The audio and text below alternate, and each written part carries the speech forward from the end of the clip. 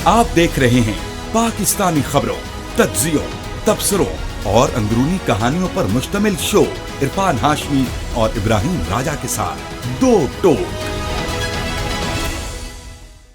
बिस्मिल्लाहिर्रहमानिर्रहीम, अस्सलाम वालेकुम नाज़रीन, मैं हूं इरफान हाशमी और आपको प्रोग्राम में खुशामदीद कहता हूं। और हमारे साथ मौजूद हैं इब्राहिम राजा साहब। राजा साहब अस्सलाम वालेकुम।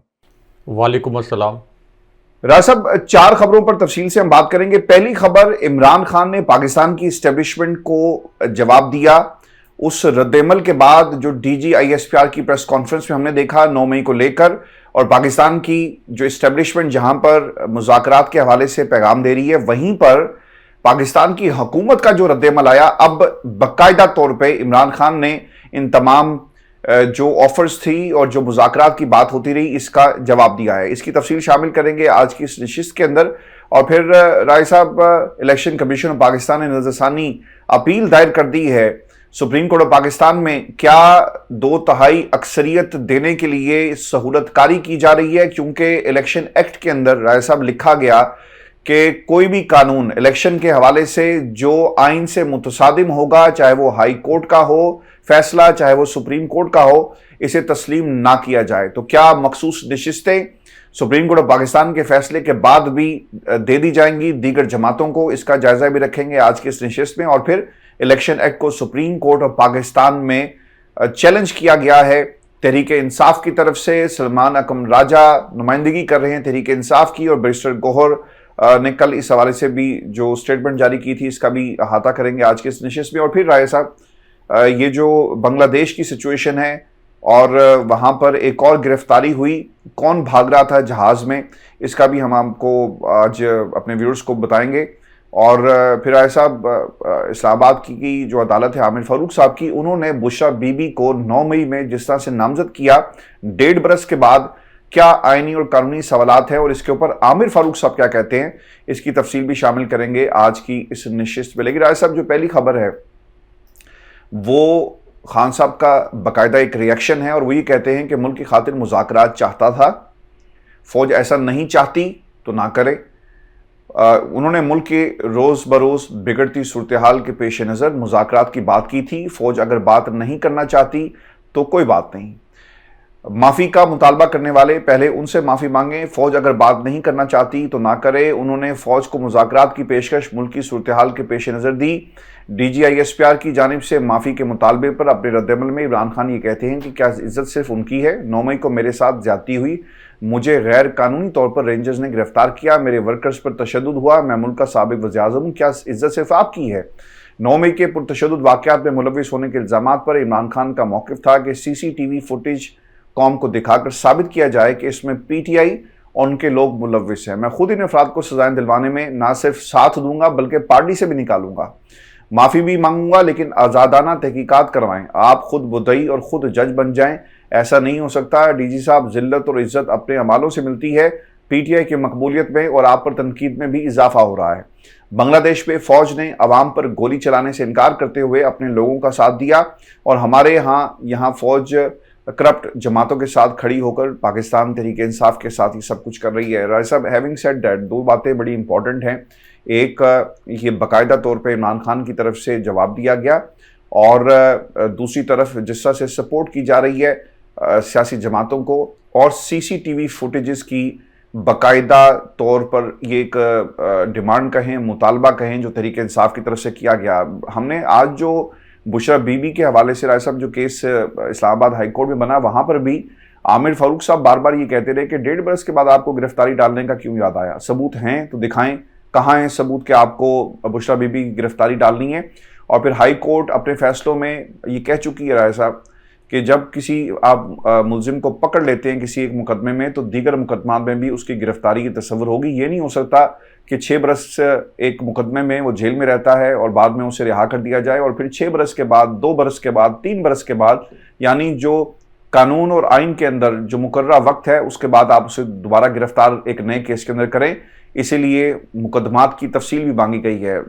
आपको लगता है कि अब मुज़ाकरात कभी नहीं होंगे और बात भी नहीं बनेगी? और दूसरी तरफ जब तक ये अदालतों में जो इस वक्त महाजराई है, यहाँ से कोई फैसला नहीं आता, پاکستان کی اسٹیبلشمنٹ بھی رائے صاحب اپنی موو کوئی نئی نہیں دکھائے گی اور کوئی نئی چال نہیں چلے گی، اور اس کے ساتھ ساتھ پاکستان کی حکومت بھی انتظار کر رہی ہے کہ فیصلہ کیا آتا ہے الیکشن کمیشن آف پاکستان کی درخواست پر، اور پھر جو دوسری طرف نظر ثانی کی اپیل حکومت نے، اور پھر اس کے ساتھ ساتھ الیکشن ایکٹ کو جس طرح سے چیلنج کیا گیا، انتظار کیا جا رہا ہے رائے صاحب؟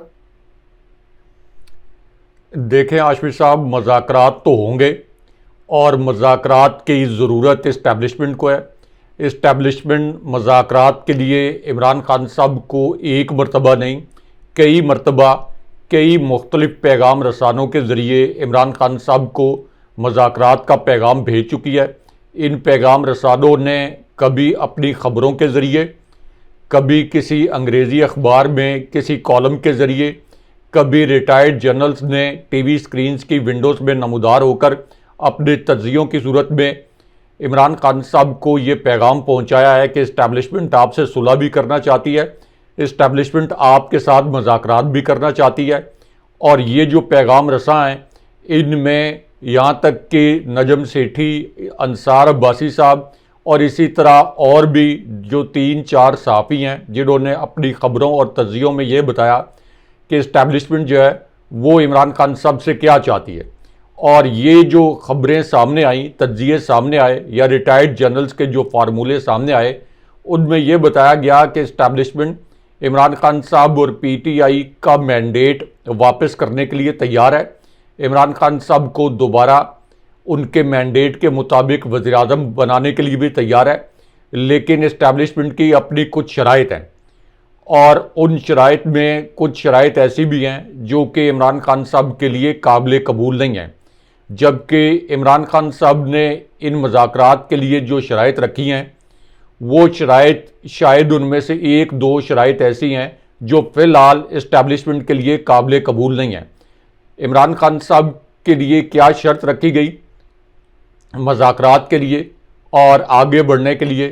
وہ شرط یہ رکھی گئی کہ عمران خان صاحب 9 مئی کے واقعات کو قبول کریں، یا عمران خان صاحب 9 مئی کے واقعات پر کوئی وضاحت دیں، یا یہ کہیں کہ یہ کسی غلط فہمی کا نتیجہ تھے۔ یہ مانتے ہوئے ان تمام خبروں کے اندر اسٹیبلشمنٹ کا یہ پیغام دیا گیا باقاعدہ کوٹ ان کوٹ کہ ہاں، عمران خان پاکستان کے سب سے بڑے اور سب سے مقبول لیڈر ہیں، اس لیے عمران خان صاحب کو ایک ذمہ داری کے طور پر یہ 9 مئی کے واقعات پر وضاحت دے کر ایک طرح سے آپ یہ کہہ لیں کہ اسٹیبلشمنٹ کو سیف اور ایک آنریبل ایگزٹ دینا چاہیے، تاکہ ملک میں یہ جو معیشت اس وقت مکمل طور پر ڈوب گئی ہے، انتشار ہے، تفریق ہے، تو یہ انتشار اور تفریق ختم ہو۔ لیکن ظاہر ہے کہ عمران خان صاحب کے لیے اسٹیبلشمنٹ کی یہ شرط ماننا ناممکن ہے، اس لیے عمران خان صاحب نے کہا کہ مجھ سے جو 9 مئی کے واقعے پر معافی کا مطالبہ کیا جا رہا ہے، یہ معافی جو ہے یہ مجھ سے، یعنی کہا جا رہا ہے کہ میں معافی مانگوں، الٹا یہ معافی مجھ سے مانگی جانی چاہیے اسٹیبلشمنٹ کی جانب سے، کیونکہ خان صاحب یہ کہتے ہیں اور پوری دنیا نے دیکھا کہ عمران خان صاحب کو اسلام آباد ہائی کورٹ سے کوئی پولیس نے یا کسی اور قانون نافذ کرنے والے ادارے نے گرفتار نہیں کیا تھا۔ عمران خان صاحب کو رینجرز نے جب گرفتار کیا تو چونکہ یہ سارے ایونٹس کو میں ایک بڑے ٹی وی چینل کے بیورو چیف کے طور پر اور میری پوری ٹیم کور کر رہی تھی، تو ہم بھی حیران پریشان رہ گئے تھے کہ عمران خان صاحب کو گرفتار کرنے کے لیے رینجرز کی ضرورت کیوں پیش آئی۔ اسلام آباد کے جو اس وقت کے آئی جی تھے، وہ تو عمران خان صاحب کے خلاف انتہائی ہوسٹائل تھے، انہوں نے عمران خان صاحب کے خلاف انتخابی کارروائیاں کی، اور اسلام آباد پولیس کے پاس اتنی زیادہ نفری ہے، اتنے زیادہ وسائل ہیں کہ عمران خان صاحب کو تو اسلام آباد پولیس کے ذریعے گرفتار کیا جا سکتا تھا، لیکن ایک پلاٹ کے تحت، ایک پلان کے تحت رانا ثناءاللہ نے عمران خان صاحب کو رینجرز کے ذریعے گرفتار کروایا۔ پھر اس گرفتاری کی ساری سی سی ٹی وی فوٹیج جو ہے وہ بھی غائب کر دی گئی۔ تو سب سے پہلے تو عمران خان صاحب سے اس معاملے پر معافی مانگی جانی چاہیے، یہ عمران خان صاحب کا مطالبہ ہے۔ اس کے بعد جس طریقے سے 9 مئی کے واقعات کے بعد پی ٹی آئی کے جو کارکن تھے ان پر تشدد کیا گیا، عمران خان صاحب اور پی ٹی آئی کا موقف یہ ہے کہ ان کے 17 سے زائد جو کارکن ہیں یہ جاں بحق یا شہید ہوئے ہیں، جو کہ 9 مئی کے واقعات کے بعد ریٹیلیشن کی گئی یا اسٹیبلشمنٹ کی جانب سے جو کارروائی کی گئی، ان کے بقول پی ٹی آئی کے بقول ان کے کارکن جو ہیں وہ شہید بھی ہوئے ہیں. تو اس پوری سچویشن میں عمران خان صاحب نے اب یہ مطالبہ کیا ہے کہ اگر کسی نے معافی مانگنی ہے تو وہ آپ کو مجھ سے معافی مانگنی چاہیے. دوسری جانب کچھ اور گارنٹیز ہیں جن کے اوپر کچھ کام ہو سکتا ہے, ان کے اوپر کوئی وے فارورڈ نکل سکتا ہے. جیسے کہ ایک گارنٹی عمران خان صاحب سے یہ مانگی جا رہی ہے کہ ٹھیک ہے آپ کو پرائم منسٹر بنا دیتے ہیں, لیکن آپ یہ کمٹمنٹ کریں اور یہ گارنٹی دیں کہ آپ اقتدار میں آ کے موجودہ اسٹیبلشمنٹ کی جو شخصیات یا افسران یا جو قیادت ہے ان کے خلاف کوئی بیانات نہیں دیں گے یا ان کے خلاف کوئی کارروائی نہیں کریں گے. یہ بھی ایک میسنجر صحافی کے ذریعے جو ہے یہ گارنٹیز جو ہیں یا یہ شرائط اسٹیبلشمنٹ کی یہ سامنے لائی گئی ہیں, یعنی آن ریکارڈ یہ سامنے لائی گئی ہیں کیمرے کے اوپر, اور اس کی کسی بھی جگہ سے تردید نہیں آئی. تو بہرحال اب اس کے اندر ایک اور اہم بات یہ ہے کہ عمران خان صاحب نے ایک بڑا اہم سوال یہ اٹھایا ہے کہ کیا عزت صرف آپ کی ہے؟ پوری دنیا میں کسی بھی ملک اور کسی بھی ریاست کی عزت جو ہے اس کی عوام سے ہوتی ہے. اگر کسی ملک اور کسی ریاست میں عوام کی عزت نہ ہو تو اس ریاست اور اس ملک کی عزت نہیں ہوتی. حسینہ واجد نے اپنے عوام کی عزت نہیں کی تو اس ریاست, اس ملک, اس رجیم کی عوام نے عزت نہیں کی اور حسینہ واجد کو اٹھا کے اقتدار سے باہر پھینک دیا گیا. یہی سب کچھ سری لنکا میں ہوا. جب لوگوں کی پلس پر سری لنکا کے حکمرانوں نے ہاتھ نہیں رکھا, اپنے عوام کی عزت نہیں کی, تو لوگوں نے ان کے معاملات سے اٹھا کے ان کو باہر پھینک دیا اور پھر جو سری لنکا کے حکمران تھے ان کو فوجی جہازوں میں فرار ہونا پڑا. یہی سب کچھ ہمارے ہمسائے ملک افغانستان میں ہو چکا ہے. یہی سب کچھ عرب سپرنگ کے دوران بھی ہو چکا ہے. تو اس لیے عوام کو عزت دینا بڑا ضروری ہے. اور عوام کو عزت کیسے دی جا سکتی ہے؟ عوام کو عزت اس صورت میں دی جا سکتی ہے کہ عوام نے جس بھی پارٹی کو ووٹ دیا ہے عوام کا مینڈیٹ تسلیم کیا جائے. اگر عوام کے مینڈیٹ پر آدھی رات کو ڈاکہ مارا جائے, عوام کو ووٹ ڈالنے کا حق نہ دیا جائے, وہ جان پر کھیل کر دہشت گردی کے مقدمات اپنے اوپر دائر کروا کے بھی وہ اگر ووٹ ڈالیں اور ان کا ووٹ پی ٹی آئی کے بیلٹ باکس سے اٹھا کے زبردستی نون لیگ کے بیلٹ باکس میں ڈال دیا جائے, تو اس کا مطلب ہے کہ آپ عوام کی توہین کر رہے ہیں, آپ عوام کو بے عزت کرنے کی کوشش کر رہے ہیں. تو وہ ملک اور وہ ریاست قائم ہی نہیں رہ سکتی جو اپنے عوام کی عزت نہ کرے. تو اس لیے سب سے زیادہ جو عزت ہے وہ عوام کی ہوتی ہے, اور اس وقت عوام کی یہ کٹ پتلی حکومت جو ہے یہ توہین کر رہی ہے. تو اس لیے عمران خان صاحب کا جو میسج ہے یہ بڑا لاؤڈ اینڈ کلیئر ہے. اور اگین یہ جو عمران خان صاحب نے مذاکرات کی بات کی تھی یہ اس وجہ سے کی تھی کہ اسٹیبلشمنٹ کی جانب سے یہ انیشیٹو لیا گیا تھا. عمران خان صاحب تو ہر روز مقبول سے مقبول تر ہو رہے ہیں. تمام سرویز یہ بتا رہے ہیں کس کی ساکھ پر اس وقت سوالات کھڑے ہو رہے ہیں اس کٹپتلی حکومت کی. بالکل آپ ٹھیک کہہ رہے ہیں. ایک دوسری چیز جو ہوئی ہے نا, میں آج عطا تارڑ کو سن رہا تھا اور انہیں رائے صاحب جواب تیار کرنے کے لیے نا تقریباً 2 دن لگے ہیں. پارلیمنٹ کے فلور کے اوپر گوہر صاحب نے یہ کہا کہ بھاگنا کیسے ہے, شیخ حسینہ واجد کو شہباز شریف فون کر کے پتہ کر لے. اس کا جواب بھی آج انہوں نے دیا. اور عطا تارڑ یہ کہتے ہیں کہ آپ نے شیخ مجیب کو اپنا ہیرو قرار دیا, آج اس کے بتوں کو گرایا جا رہا ہے. رائے صاحب بت تو خیر گری جانے چاہیے. جب کوئی بت جس کا بن جاتا ہے نا اور اس کو آپ ایسے ہیرو کے طور پر پیش کریں جو اپنے غلط فیصلوں کو قوم پر مسلط کرے, یہ ایک ڈیفرنٹ سٹوری بن جاتی ہے. شیخ مجیب بنگلہ دیش اور عوامی لیگ کے جو 1971 میں جو انہیں مینڈیٹ دیا اس کا احترام نہیں کیا گیا. اگر ان کے خاندان کا کوئی بندہ 16 سال اقتدار پہ قابض ہو, فوج کے ساتھ مل کر الیکشن کے اندر ریگنگ اور جس طرح سے ہم نے ڈکٹیٹرشپ دیکھی ہے بنگلہ دیش میں, یہ عوام پھٹ پڑی اور پھر آخرکار اس کا ایک ریئیکشن آیا. آپ اپنے اپوزیشن لیڈرز کو جیل میں ڈالتے ہیں. 16 برس آپ نے خالدہ ضیاء کو جیل میں رکھا, پھر بعد میں نظر بند بھی کر دیا. یہ جمہوریت میں نہیں ہوتا. اور یہ اس فیصلوں کے خلاف حکومت کے حسینہ واجد کی جو پالیسیز تھی اس کے خلاف آئی. لیکن اب جس کو عمران خان نے عوامی لیگ کے مجیب الرحمان صاحب کی جو گفتگو کی توڑ مروڑ کر عطا تارڑ صاحب پیش کر رہے ہیں. اور وہ کیا کہتے ہیں؟ وہ یہ کہتے ہیں کہ ملکی اور بین الاقوامی صورتحال پر چہمغیاں ہو رہی ہیں. 1971 کے حوالے سے سیاسی پوائنٹ سکورنگ کی گئی. بنگلہ دیش اور الیکشن ترمیمی ایکٹ 2024 پر بات ہونی چاہیے. الیکشن ترمیمی ایکٹ 2024 پارلیمنٹ کے دونوں ایوانوں سے منظور ہوا. آئین کے مطابق آزاد امیدوار 3 دنوں کے اندر جائے گا کسی بھی جماعت کے اندر. پھر وہ یہ بھی کہتے ہیں کہ شیخ مجیب کو آپ نے ہیرو بنایا, اپنا موازنہ شیخ مجیب سے کیا, یو ٹرن لینا بانی پی ٹی آئی کا وتیرہ ہے. سر شیخ مجیب سے کیا واقعی عمران خان نے اپنا موازنہ کیا؟ عمران خان تو نشاندہی کرتے رہے کہ اس ملک کے اندر ایسٹ پاکستان اور ویسٹ پاکستان عوام نے فیصلہ دیا, آپ ان کے فیصلے کو قبول نہیں کریں گے, تو پھر یہی کچھ ہونا تھا جو 1971 میں پاکستان کے ساتھ ہوا. میرے خیال میں تو رائے صاحب یہاں پر تو ایک کمپیریزن یہ بھی ہوا کہ عمران خان قائد اعظم کے بعد اگر کوئی مقبول ترین شخصیت ہے وہ عمران خان ہے, اس خطے کی کوئی مقبول ترین شخصیت ہے عمران خان ہے, بلکہ اگر مسلم امہ کی کوئی اس وقت اس پریزنٹ ایج کی کوئی مقبول ترین شخصیت ہے وہ عمران خان ہے. اور یہ مقبولیت رائے صاحب دنیا کے 130 مختلف اخبارات, جریدوں اور انٹرنیشنل نیوز پیپرز کے اندر اور ٹیلی ویژن پروگرامز کے ٹاک شوز کے اندر ہم نے اس مقبولیت کے حوالے سے سرویز بھی دیکھے. یہ ایسی مقبولیت ہے جسے عمران خان جن کے حصے میں آئی, دنیا کے بڑے بڑی سپر پاورز کے جو ہیڈز ہیں ان کے پاس بھی یہ مقبولیت نہیں ہے. اور اس کو اب آپ شیخ مجیب کے ساتھ کمپیئر کر رہے ہیں. حکومت کو اتنی دیر کیوں لگی اس کا جواب دینے کے لیے؟ ایسی باتیں سوچ سمجھ کر, فوٹیجز نکال کر جس میں شیخ مجیب کے بت گرائے جائے تھے رائے صاحب, وہ ہم نے ٹیلی ویژن سکرینز پر دیکھے.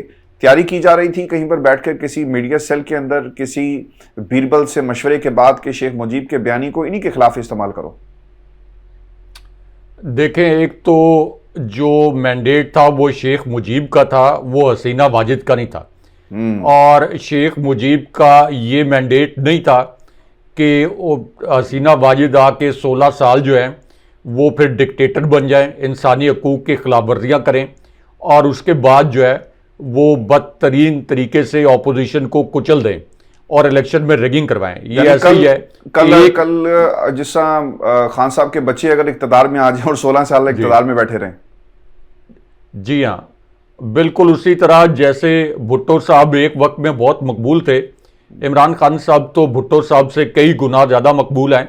لیکن بھٹو صاحب جب مقبول تھے اور ان کو ایک مخصوص حد تک مینڈیٹ ملا تھا, تو اب کیا یہ کہا جائے گا کہ آصف علی زرداری بھٹو صاحب کے مینڈیٹ کے نام پہ لوٹ مار کا اور لوٹ کھسوٹ کا بازار گرم کر کے رکھیں؟ پیپلز پارٹی جو کہ اپنی لوٹ مار اور لوٹ کھسوٹ کی وجہ سے اندرون سندھ کے کچھ شہروں تک محدود ہو گئی ہے, اور وہاں بھی ایک انہوں نے نظام بنا رکھا ہے دھاندلی کا جس کی وجہ سے وہ سندھ کی حکومت لے اٹھتے ہیں. تو کیا اس کو جسٹیفائی کیا جا سکتا ہے کہ بھٹو صاحب کے پاس جو ایک مخصوص مینڈیٹ تھا اس کے نام پر آصف علی زرداری کی لوٹ کھسوٹ کو جائز قرار دے دیا جائے؟ تو یہ انٹائرلی جو 2 ڈفرنٹ میٹر ہیں. جس مینڈیٹ کی شیخ مجیب کے پاس مینڈیٹ کی بات کی جا رہی ہے وہ ایک ازلی حقیقت ہے, اس تاریخی اور زمینی حقیقت کو کوئی بدل نہیں سکتا ہے. لیکن حسینہ واجد نے جو ظلم ڈھائے, جو آمریت کا مظاہرہ کیا, جو اپنے عوام کے اوپر تشدد کروایا, ان کو دہشت گرد قرار دلوایا, اس کو اس طرح سے جسٹیفائی نہیں کیا جا سکتا کہ آج سے 54 سال پہلے شیخ مجیب کے پاس مینڈیٹ تھا تو حسینہ واجد کو یہ سب کچھ کرنے کا اختیار تھا. دوسری بات یہ ہے کہ یہ جو عطا اللہ تارڑ نے اپنے پیر پر کلاڑی ماری اور یہ کہا کہ بنگلہ دیش کے لوگوں نے عزم اور حوصلہ دکھایا ہے اور بنگلہ دیش کے لوگ باہر نکلے ہیں, تو جو ریزنز ہیں بنگلہ دیش کے لوگوں کے باہر نکلنے کی, وہ تمام ریزنز اس وقت پاکستان میں بنگلہ دیش سے 1000 گنا زیادہ شدت کے ساتھ موجود ہیں. یعنی وہاں پہ بھی ریگڈ الیکشن کروائے گئے. یہ عطا اللہ تارڑ جس حکومت کی نمائندگی کر رہے ہیں یہ بھی ریگڈ الیکشن کے نتیجے میں یہ اقتدار میں آئے. وہاں پہ جو ریگڈ الیکشن ہوا وہ اتنے بڑے پیمانے پر ریگڈ نہیں ہوا تھا جتنے بڑے پیمانے پر اس الیکشن میں دھاندلی کی گئی. یعنی 8 فروری 2024 کے الیکشن میں جتنا ظلم اور جبر پچھلے 2 سال میں پی ٹی آئی پر جو پاکستان کی سب سے بڑی پارٹی تھی, جتنا جبر ان 2 سالوں میں ان کے اوپر کیا گیا ہے, اتنا جبر حسینہ واجد نے پچھلے 6 سال میں اپنے مخالفین پر نہیں کیا. تو حسینہ واجد کے دور میں تو بنگلہ دیش نے ترقی بھی کی, یہ شریف خاندان کے دور میں تو یہ ہمارا ملک 1 انچ بھی آگے نہیں بڑھا, اور پچھلے 2 سال میں انہوں نے معیشت کو مکمل طور پر ڈبو دیا, 5.97% سے 0.2% پہ لے آئے. تو یہ تو لوگ ان کے خلاف نکلنے چاہیے. یہ تو بلکہ اپنے لوگوں کو کہہ رہے ہیں کہ ہاں نکلو ہمارے خلاف کیونکہ ہم حسینہ واجد سے بھی بدتر ہیں.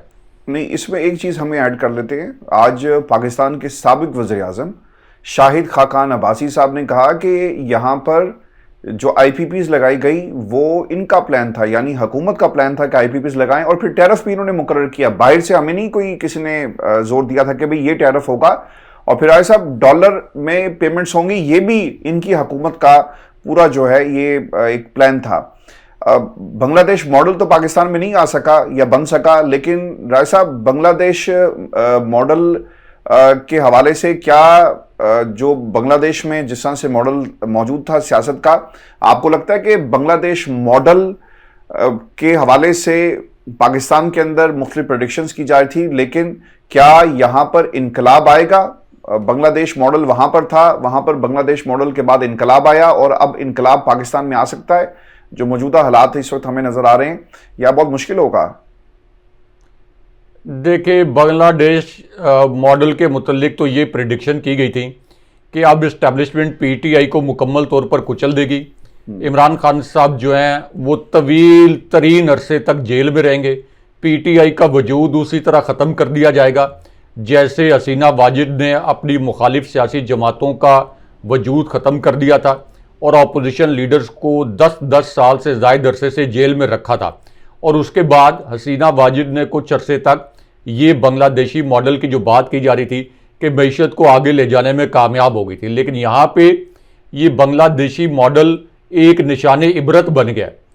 یہ اس لیے نشان عبرت بن گیا کہ ایک تو تاریخ میں پہلی مرتبہ اسٹیبلشمنٹ جس جماعت کو کچلنا چاہ رہی تھی وہ جماعت اپنے اصل سٹرینتھ سے 10 گنا زیادہ اسٹرانگ بن کر سامنے آ گئی. اس کے باوجود کہ اس کے جتنے بھی فرنٹ رنر اور بڑے بڑے امیدوار تھے یا تو ان کو نااہل کروا دیا گیا یا ان کو جیل میں ڈال دیا گیا یا ان کو پارٹی چھوڑنے پر مجبور کر دیا گیا. لیکن اس کے باوجود عمران خان صاحب نے جس نو آموز کو بھی ٹکٹ دیا وہ بھی الیکٹیبل بن گیا اور اسٹیبلشمنٹ کے لیے وبال جان بن گیا. اور یہ سارے چہرے جو آپ کو دکھائی دے رہے ہیں جو فارم 45 کے مطابق جیتے ہیں یا بعد میں جو کہ بڑی محدود تعداد میں جن کی جیت کو تسلیم کر کے قومی اسمبلی میں جانے دیا گیا ہے، ان میں سے بہت سے نو آموز چہرے ہیں. تو اس کا مطلب یہ ہے کہ عمران خان صاحب نے جس پر ہاتھ رکھا وہ الیکٹیبل بن گیا.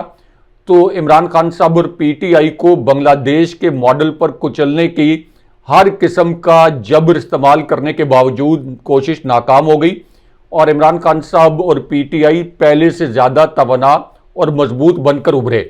تو اس لیے بنگلہ دیشی ماڈل کا کیا انجام ہوا ہے وہ حسینہ واجد کے انجام سے سب کو پتہ چل گیا ہے، اور اس سے یہ بھی پتہ چل گیا کہ اب شریف خاندان کا، زرداری خاندان کا اور اس کٹ پتلی حکومت کا کیا انجام ہوگا، جس کے متعلق عمر ایوب یہ کہتے ہیں کہ ان کو تو فرار ہونے کے لیے ہیلی کاپٹر بھی نہیں ملے گا. عمر ایوب نے کچھ اور بھی اہم باتیں کی ہیں، لیکن سپریم کورٹ سے بھی 2-3 اہم خبریں ہیں، وہ بھی ذرا ہمارے ویورز کو بتائیں اور ان کے متعلق بھی اہم انفارمیشن ہم شیئر کریں اپنے ویورز کے ساتھ. رائے صاحب، سپریم کورٹ آف پاکستان سے جو 2 امپورٹنٹ خبریں آئی ہیں، ایک تو جو پاکستان تحریک انصاف ہے اس نے باقاعدہ طور پہ الیکشن ایکٹ کو چیلنج کر دیا ہے. بیرسٹر گوہر نے الیکشن ایکٹ ترمیمی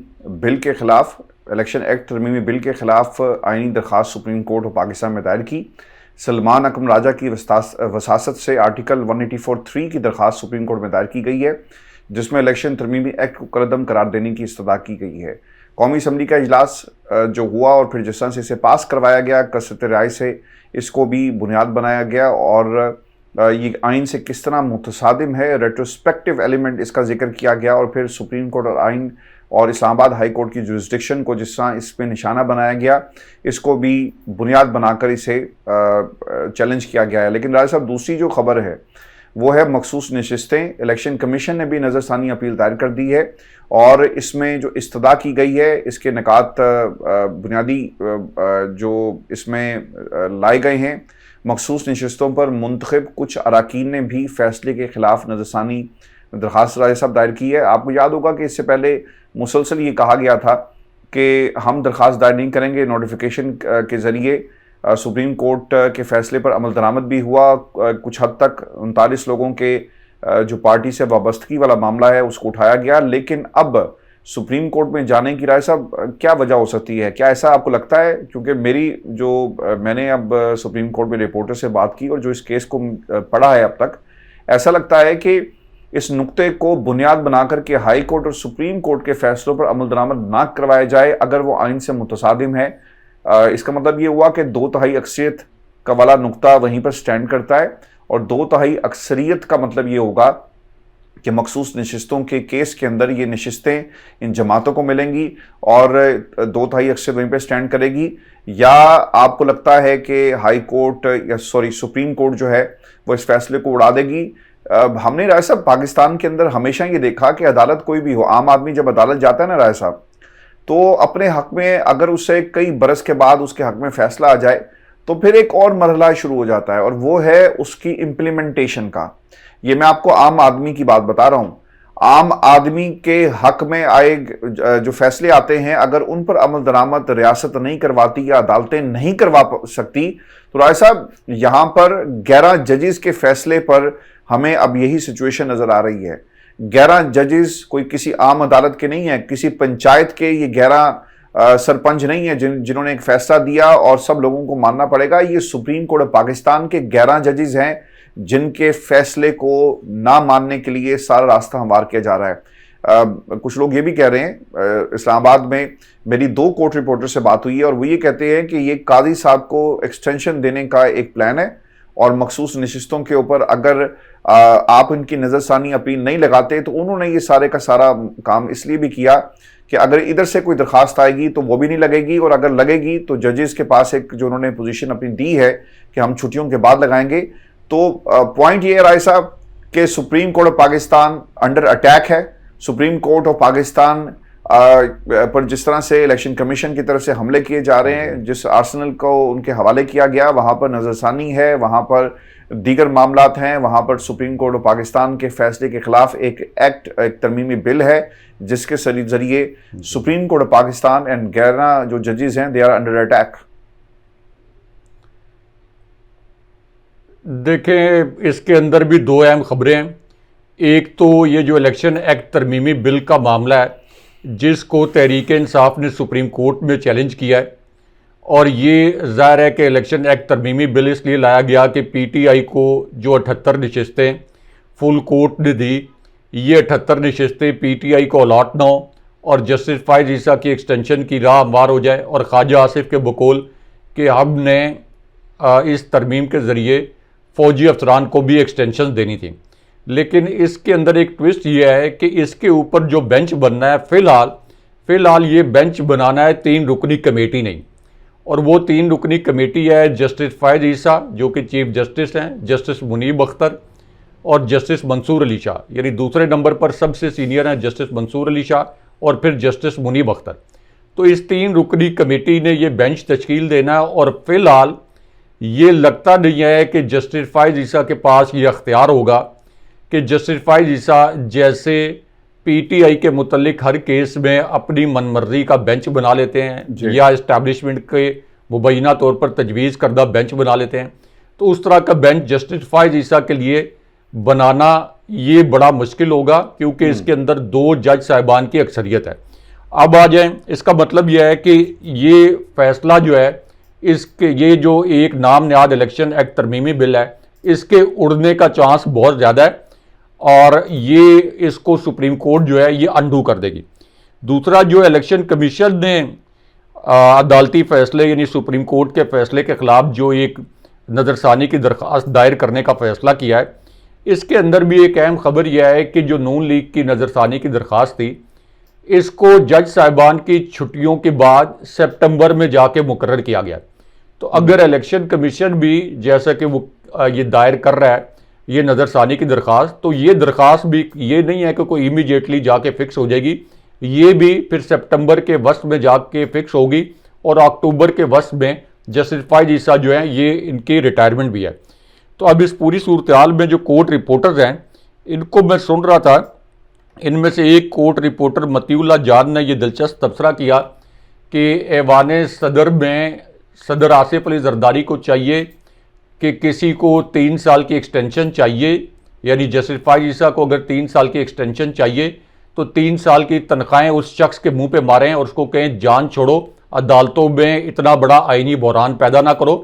یعنی 3 سال کی تنخواہیں انہوں نے کہا کہ جسٹس فائز عیسیٰ کے منہ پر مارنی چاہیے. نام تو نہیں لیا, انہوں نے کہا کہ جو شخص اس وقت 3 سال کی ایکسٹینشن لینے کے لیے یہ سب حرکتیں کر رہا ہے. تو یہ میں نے اس لیے عدالتی رپورٹرز کو کوٹ کیا کہ میں نے اور آپ نے بھی عدالتی سماعتیں کور کی ہیں, لیکن کچھ صحافی ایسے ہیں جو روزانہ کی بنیاد پر سپریم کورٹ جا کے یہ سماعتیں کور کرتے ہیں. تو وہ سارے اس بات پر کنونس ہیں کہ جسٹس فائز عیسیٰ جمہوریت کو ختم کرنے کے لیے اسٹیبلشمنٹ کے ایک گھٹیا اعلی کار کے طور پر استعمال ہو رہے ہیں, اور اپنی 3 سالہ ایکسٹینشن کے لیے سپریم کورٹ کا احترام, سپریم کورٹ کے قواعد و ضوابط, اپنے دیگر جج صاحبان کا حق جو ہے یہ پامال کر رہے ہیں. اب ہاشمی صاحب اس میں ایک اور خبر جو بنگلہ دیش سے بھی ایک اپڈیٹڈ خبر آ رہی ہے کہ حسینہ واجد کے فرار کے بعد جیسے ایک اور ان کا وزیر خارجہ اس نے فرار ہونے کی کوشش کی, اس کو گرفتار کیا گیا, وزیر اطلاعات کو گرفتار کیا گیا. اب بنگلہ دیشی میڈیا یہ کہہ رہا ہے کہ ان کے جو انٹیلیجنس چیف جن کو فوج میں برطرف کیا گیا تھا, انہوں نے بھی فرار ہونے کی کوشش کی, اور یہ ایک مسافر طیارے میں فرار ہو رہے تھے چوری چھپے, اور میجر جنرل ضیاء الحسن ان کا نام بتایا گیا جو انٹیلیجنس چیف تھے, اور بنگلہ دیشی میڈیا کے مطابق ان کو گرفتار کیا گیا ہے. تو جب اس قسم کی صورتحال ہوتی ہے ہاشمی صاحب, جب اس قسم کے انقلاب آتے ہیں تو اس میں پھر اس قسم کی سچویشنز پیدا ہو جاتی ہیں. آپ دیکھ لیں کہ وہاں کے حسینہ واجد کی حکومت کے جتنے بھی سہولت کار تھے, ان کے وزراء تھے, ان کو بھاگنے کا بھی موقع نہیں مل رہا. تو یہی کچھ شریف خاندان کے ساتھ ہونا ہے, یہی کچھ اس کٹ پتلی حکومت کے ساتھ ہونا ہے, جس کے متعلق بیرسٹر گور نے کہا کہ ان کو تو بھاگنے کے لیے ہیلی کاپٹر بھی نہیں ملے گا. بہت شکریہ ایسا ویورز, یہ آج کی ہماری نشست تھی. آپ ریکمنڈ ضرور بھیجیے گا, چینل کو سبسکرائب کرنا مت بھولیں. اجازت دیجیے, اللہ نگہبان. اللہ نگہبان.